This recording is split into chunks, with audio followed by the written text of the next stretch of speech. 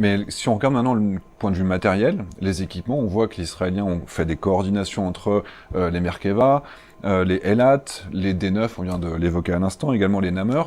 Qu'est-ce qu'on aurait, nous, comme équivalent matériel dans un peloton, par exemple, pour faire ce type d'opération?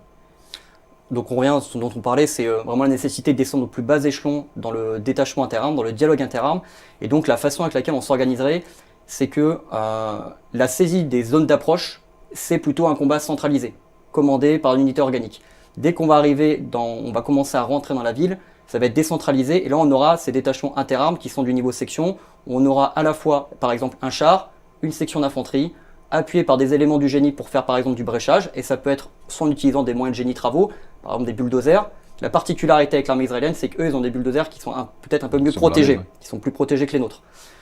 Donc là où près on va travailler aussi, c'est avec l'artilleur, pour à la fois cette capacité d'observation drone, et aussi éventuellement, si nécessaire, mais avec un usage très modéré, je laisserai Xavier développer, avoir des tirs ciblés de bâtiments ou de renseignements particuliers.